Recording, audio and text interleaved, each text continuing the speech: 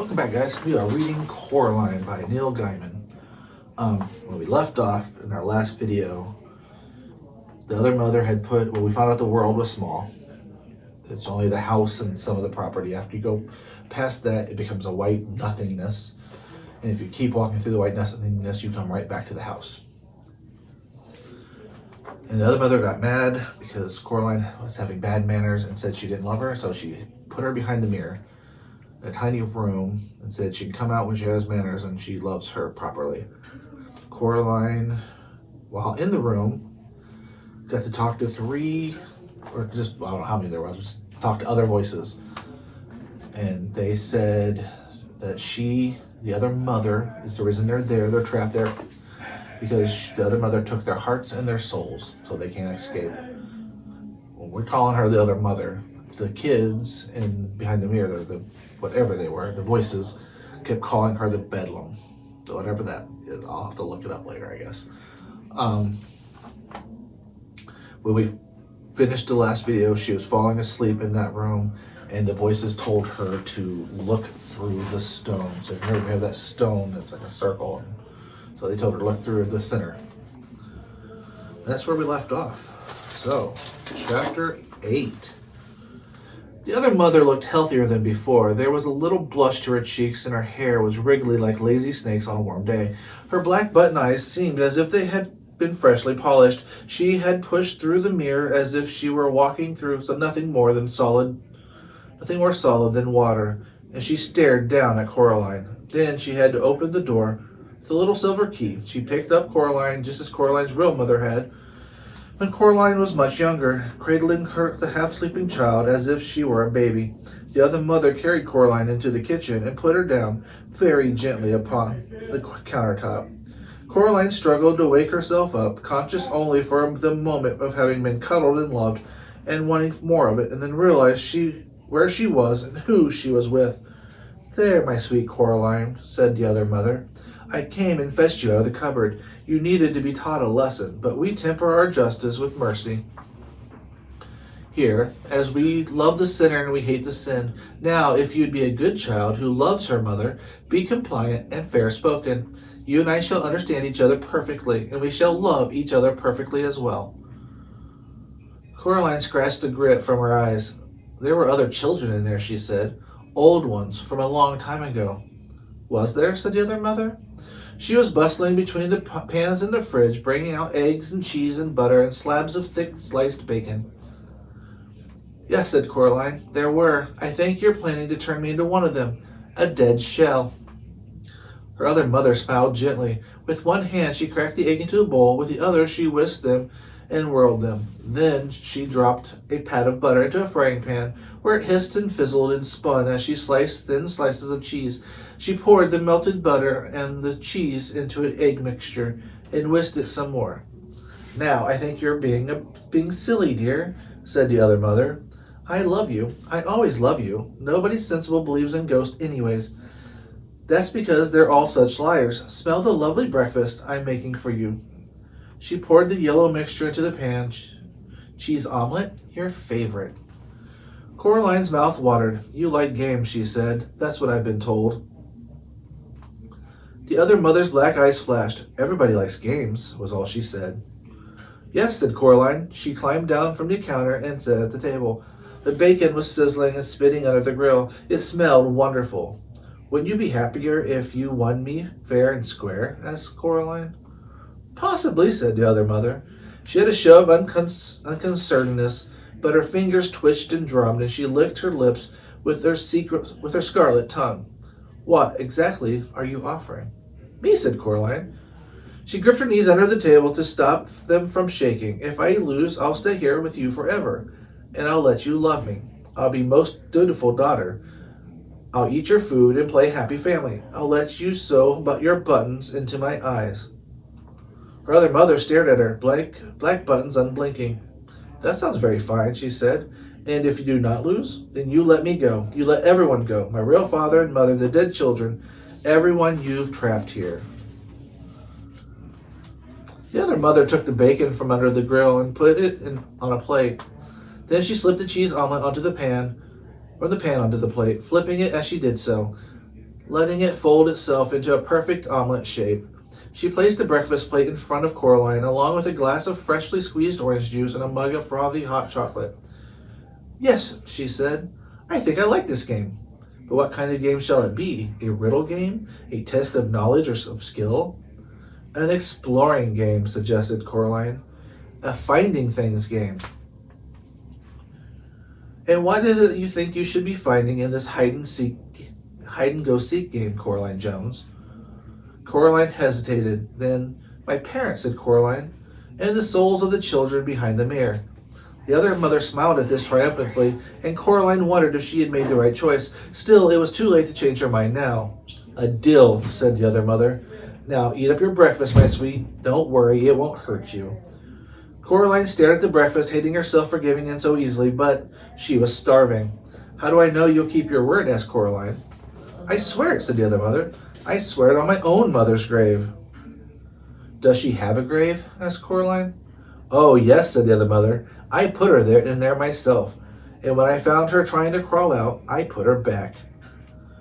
"Swear on something else so I can trust you to keep your word." "My right hand," said the other mother, holding it up and waggled her long fingers, slowly displaying the claw-like nails. "I swear on that." Coraline shrugged. "Okay," she said, "it's a deal." She ate the breakfast, trying not to wolf it down. She was hungrier than she had thought. As she ate, her other mother stared at her. It was hard to read expressions into those black button eyes, but Coraline thought that her other mother looked hungry too. She drank the orange juice, but even though she knew she would like it, she could not bring herself to taste the hot chocolate. "Where should I start looking?" asked Coraline. "Where you wish," said her other mother, as if she did not care at all. Coraline looked at her, and Coraline thought hard. There was no point, she decided, in exploring the garden and the grounds. They didn't exist. They weren't real. There was no abandoned tennis court in the other mother's world, no bottomless well, and that was real. All that was real with the house itself. She looked around the kitchen. She opened the oven, peered into the freezer, and poked into the salad compartment of the fridge. The other mother followed her about, looking at Coraline with a smirk always hovering at the edge of her lips. "How big are souls, anyways?" asked Coraline. The other mother sat down at the kitchen table and leaned back against the wall, saying nothing.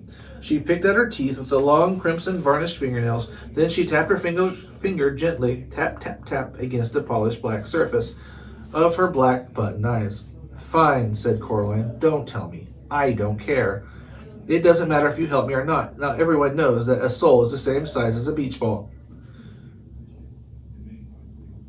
She was hoping the other mother would say something like, "Nonsense, they're the size of ripe onions," or suitcases, or grandfather clocks. But the other mother simply smiled, and the tap-tap-tapping of her fingernails against her eye was steady and relentless as the drip of water droplets, from the faucet into the sink. And then Coraline realized it was simply the noise of the water, and she was alone in the room. Coraline shivered. She preferred the other mother to have a location. If she were nowhere, then she could be anywhere. And after all, is it always easier to be afraid of something you cannot see? She put her hands into her pockets, and her fingers closed around the reassuring shape of the stone with the hole in it. She pulled it out of her pocket and held it in front of her as if she...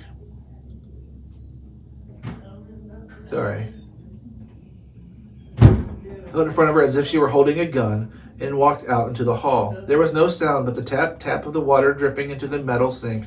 She glanced at the mirror at the end of the hall. For a moment it clouded over, and it seemed to her that the faces swam in the glass, indistinct and shapeless, and then the faces were gone. There was nothing in the mirror but a girl, who was small for her age, holding something that glowed gently like green coal. Coraline looked down at her other hand, surprised. It was just the stone with a hole in it, a nondescript brown pebble. Then she looked back into the mirror where the stone glimmered like an emerald. A trail of green fire blew from the pebble into the mirror and drifted towards Coraline's bedroom. Said Coraline. She walked into the bedroom. The toys fluttered excited as she walked in, as if they were pleased to see her. And a little tank rolled out of the toy box to greet her, its tread rolling over several other toys. It fell from the toy box onto the floor, tipping it as it fell, and it lay on the carpet like a beetle on its back. grumbling and grinding its treads before Coraline picked it up and turned it over. The bank fled under the bed in embarrassment. Coraline looked around the room. She looked in the cupboards and the drawers, then she picked up one end of the toy box and tipped all the toys in it out onto the carpet, where they grumbled and stretched and wiggled and awkwardly free of each other. A gray marble rolled across the floor and clicked against the wall. None of the toys looked particularly soul-like, she thought. She picked up and examined a silver charm bracelet from which hung a tiny animal charm that chased each other around the perimeter of the bracelet, the fox never catching the rabbit, the bear never gaining on the fox. Coraline opened her hand and looked at the stone with a hole in it, hoping for a clue but not finding one. Most of the toys had been in the toy box had now crawled away to hide under the bed, and the few toys that were left, a green plastic soldier, the glass marble, a vivid pink yo-yo, and such, were the kind of things you'd find in the bottom of toy boxes in the real world, forgotten objects, abandoned and unloved. She was about to leave and look elsewhere, and then she remembered a voice in the darkness, a gentle, whispering voice, and what it had told her to do.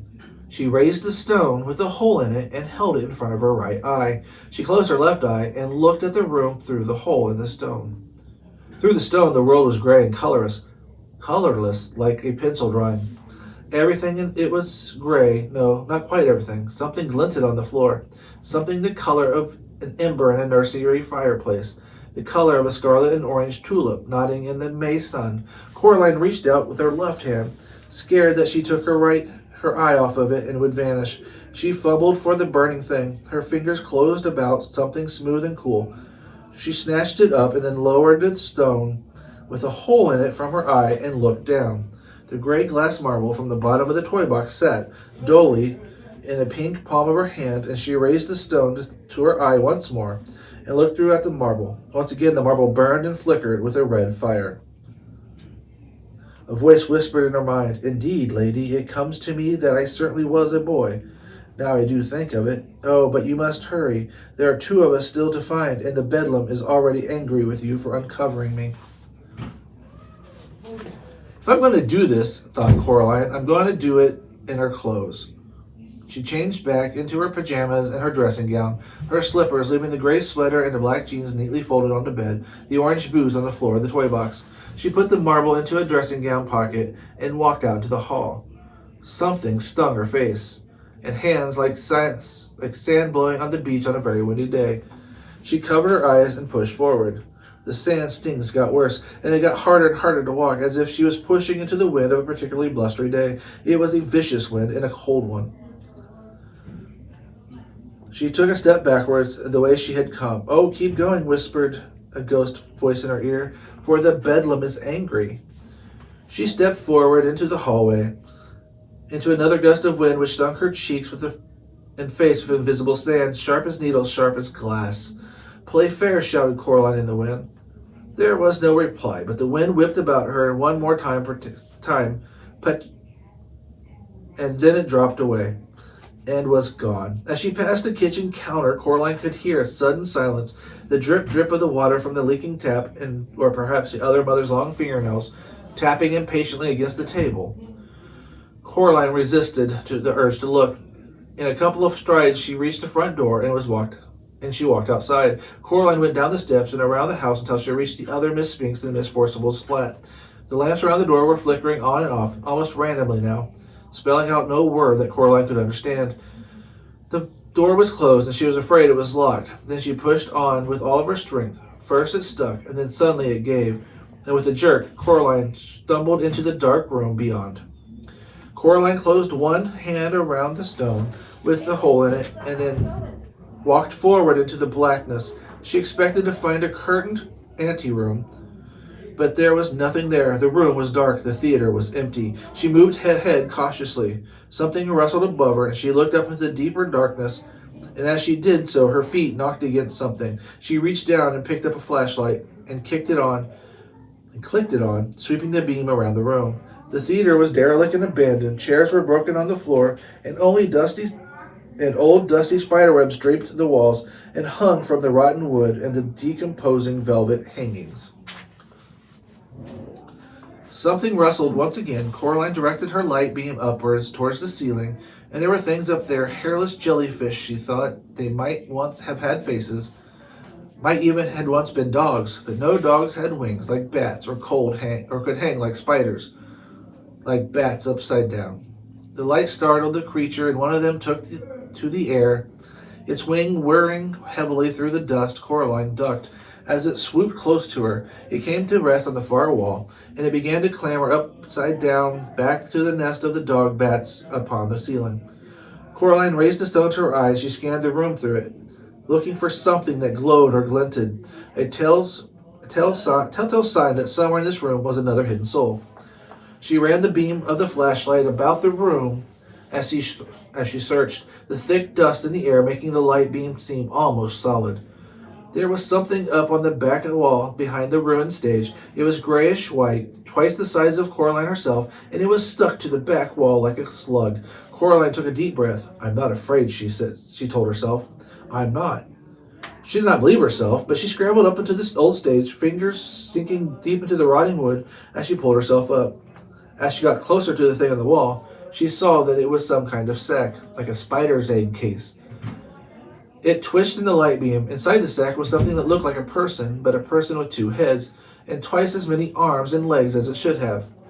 The creature in the sack seemed horribly uninformed and unfinished, as if two plasticine people had been worn and rolled together, squashed and pressed into one thing. Coraline hesitated. She did not want to approach the thing. The dog bats dropped one by one from the ceiling, beginning to circle the room, coming close to her but never touching her. Perhaps there were no souls hidden here, she thought. Perhaps I could just leave and go somewhere else. She took a last look through the hole in the stone. The abandoned theater was a bleak gray, but now there was a brown glow as rich and bright as polished cherry wood coming from inside the sack. Whatever was glowing was being held in one of the hands of the things on the wall. Coraline walked slowly across the damp stage, trying to make a little noise as she could, afraid that if she disturbed the thing in the sack, it would open her eyes and see her. And then there was nothing. She could think of as scary as having it look at her. Her heart pounded in her chest, and she took another step forward. She had never been so scared, but she still walked forward until she reached the sack. Then she pushed her hand into the sticky, clingy whiteness of the stuff on the wall. It cracked softly like a tiny fire. As she pushed, it clung to her skin and clothes like a spider web clings, like white cotton candy. She pushed her hand into it, and she reached upward until she touched the cold hand, which she could feel closed around another glass marble. The creature's skin felt slippery as if it had been covered in jelly. Coraline tugged at the marble. At first, nothing happened, and it was held tight in the creature's grasp. Then, one by one, the fingers loosened their grip, and the marble slipped into her hand, and she pulled her arm back through the sticky webbing. Relieved that the thing's eyes had not opened, she shone the light on its face. They resembled, she decided, the younger versions of Miss Spink and Miss Forcible, but twisted and squeezed together like two lumps of wax that had been melted and melded together into one ghastly thing. Without warning, one of the creature's hands made a grab for Coraline's arm. Its fingernails scraped her skin, but it was too slippery to grip, and Coraline pulled away successfully. And then the eyes opened, 4 black button eyes, glinting, staring down at her, and 2 voices that sounded like no voice that Coraline had ever heard began to speak to her. One of them wailed and whispered, the other buzzed like a fat, angry blue bottle at the window pane, and the voices said as one person, "Thief, give it back. Stop. Thief." The air became alive with dog bats. Coraline began to back away. She realized then that, terrifying though the thing on the wall had once been, the other Mrs. Spinkston Forcible was attached to the wall by its web, encased in a cocoon. It could not follow her. The dog bats flapped and fluttered about her, but they did nothing to hurt Coraline. She climbed down from the stage, showed the flashlight about the old theater, looking for the way out. "Flee, miss," wailed a girl's voice in her head. "Flee now. You have 2 of us. Flee this place while your blood still flows." Coraline dropped the marble into her pocket beside the other. She spotted the door, ran to it, pulled on it until it opened. Alrighty, so that's the end of that chapter. So she challenged her to a game of hide and seek. What was it she said she would find? the kids' soul, the ghost kid's soul, and her parents. Uh, through some scary moments, she has how many souls now that she has found? Two. So she has two of the souls. So that means she needs one more soul and her parents.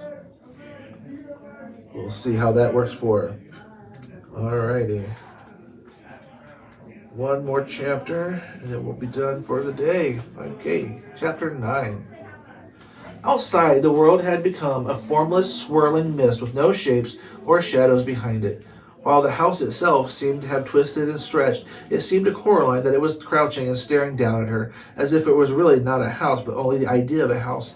And the person who had the idea she was certain was not a good person. There was a sticky web stuff clinging to her arm, and she wiped it off as best she could. The gray windows of the house slanted in strange angles. The other mother was waiting for it, standing on the grass with her arms folded. Her black button eyes were expressionless, but her lips were pressed tightly together in a cold fury. When she saw Coraline, she reached out one hand and crooked finger. Coraline walked towards her. The other mother said nothing. "I got two," said Coraline. "One soul still to go." The expression on the other mother's face did not change. She might not have heard what Coraline said. "Well, I just thought you'd want to know," said Coraline. "Thank you, Coraline," said the other mother coldly. And her voice did not come from her mouth. It came from the mist and the fog and the house and the sky. She said, "You know that I love you." And despite herself, Coraline nodded. It was true. The other mother loved her, but she loved Coraline as a miser loves money, or a dragon loves his gold. In the other mother's button eyes, Coraline knew that she was a possession, nothing more. A tolerated pet whose behavior was no longer amusing. "I don't want your love," said Coraline. "I don't want anything from you."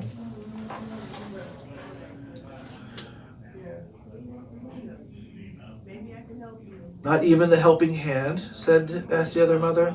"You have been doing so well after all. I thought you might want a little hint to help you on with the rest of your treasure hunt." "I'm doing fine on my own," said Coraline. "Yes," said the other mother, "but if you wanted to get into the flat in the front, the empty one, to look around, you could find the doorknob, and then where would you be?" "Oh," Coraline pondered this for a moment. Then she said, "Is there a key?"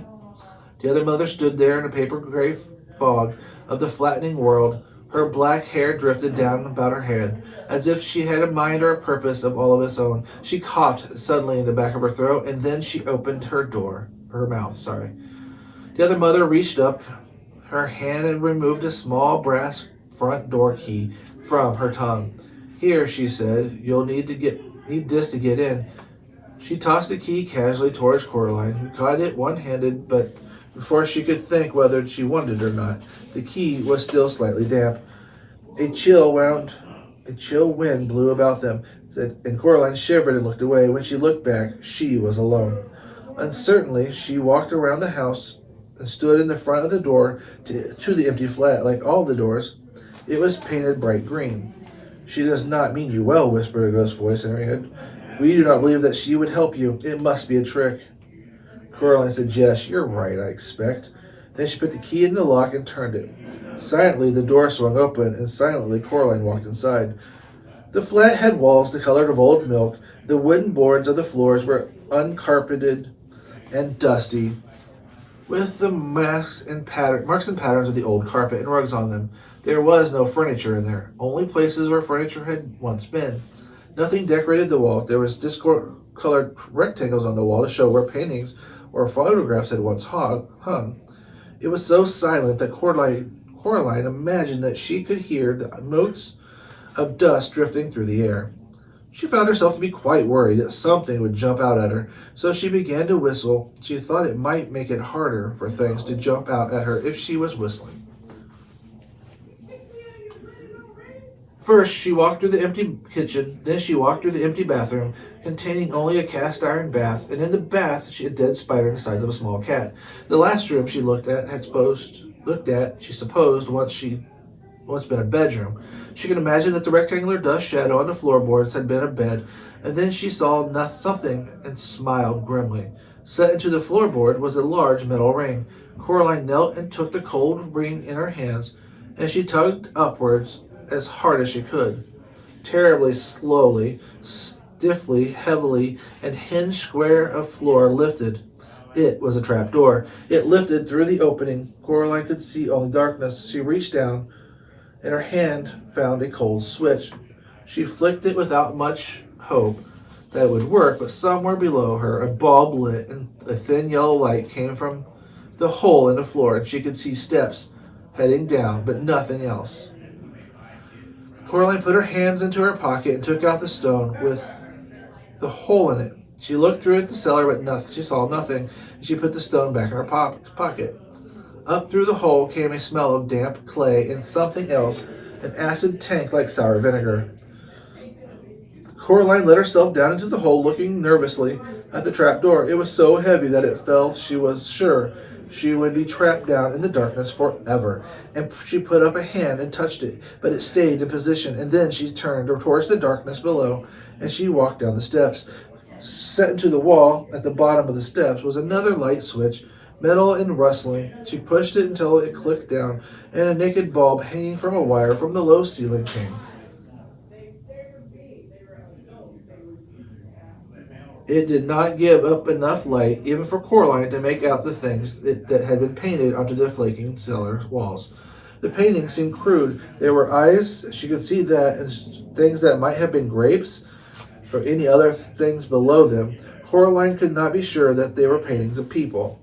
There was a pile of rubbish in one corner of the room, and cardboard boxes filled with mildewed papers and decaying curtains in a heap beside them. Coraline's slippers crunched across the cement floor.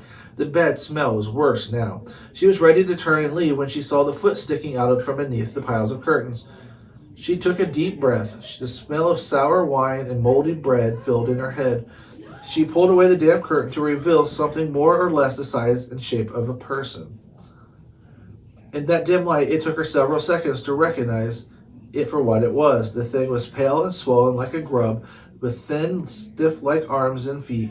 It also had no features on its face, which had puffed and swollen like risen bread dough. The thing had two large black buttons where its eyes would have been.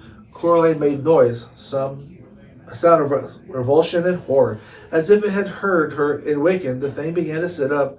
Coraline stood there frozen. The thing turned its head until both its black button eyes were pointed straight at her. A mouth opened in the mouthless face, strands of pale stuffing sticking to the lips, and a voice that no longer even faintly resembles her father's whispers. "Coraline?" "Well," said Coraline to the thing that had once been her other father, "at least you didn't jump out at me." The creature's twig-like hands moved to its face and pushed a pale clay about, making something like a nose. It said nothing. "I am looking for my parents," said Coraline, "or a stolen soul from one of the other children. Are they down here?" There's nothing down here," said the pale thing. "Nothing but dust and damp and forgetting." Then the thing was white and huge and swollen. Monstrous, thought Coraline, but also miserable. She raised the stone with the hole in its eyes and looked through it. Nothing. The pale thing was telling the truth. "Poor thing," she said. "I bet she made you come down here as punishment for telling me too much." The thing hesitated and then nodded. Coraline wondered how she could ever have imagined that this grub-like thing resembled her father. "I'm so sorry," she said. "She's not best pleased," said the thing that was once other father. "Not best pleased at all. You put her quite out of sorts, and when she gets out of sorts, she takes it out on everybody else. It's her way." Coraline patted it to her. Coraline patted its hairless head. Its skin was tacky, like warm bread dough. "Poor thing," she said. "You're just the thing she made and then threw away." The thing nodded vigorously. As it nodded, the left button eye fell off and clambered onto the concrete floor. The thing looked around vaguely with one eye, as if it had lost her. Finally it saw her, and, as if making a great effort, it opened its mouth once more and said in a wet, urgent voice, "Run, child. Leave this place. She wants me to hurt you, to keep you here forever, so that you can never finish the game, and she will win. She's pushing me so hard to hurt you, I cannot fight her. You can, said Coraline. Be brave. She looked around. The thing had once been the other father was between her and the steps up out of the cellar. She started edging along the wall, heading towards the steps. The thing twisted bonelessly until it... Sorry. Let's try that again. The thing twisted bonelessly until its one eye was again facing her. It seemed to be getting bigger now and more awake. Alas, it said, I cannot. And it lunged across the cellar towards her. Then its toothless mouth opened wide. Coraline had a single heartbeat in which to react. She could only think of two things to do. Either she could scream and run away and be chased around badly lit cellar by this huge grub thing, be chased until it caught her, or she could do something else. So she did something else. As the thing reached her, Coraline put her hand, closed it around the thing's remaining button eye, and she tugged as hard as she knew how. The moment nothing happened. Then the button came away and flew from her hand, clicking against the walls before it fell to the cellar door. The thing froze in place.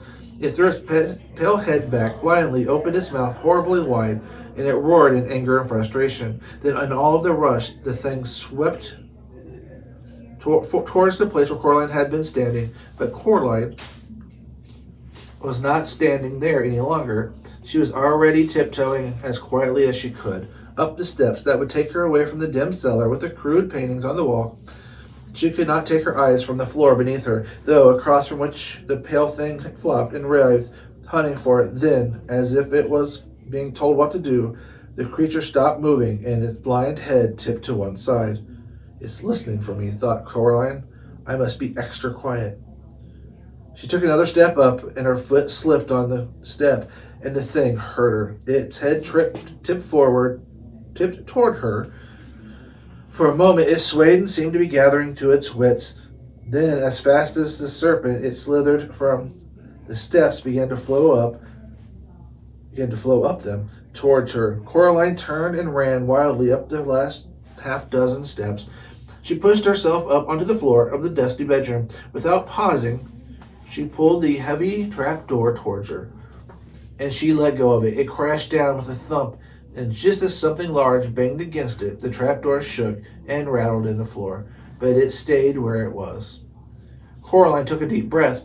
If there had been any furniture in that flat, even a chair, she would have pulled it onto the trapdoor, but there was nothing.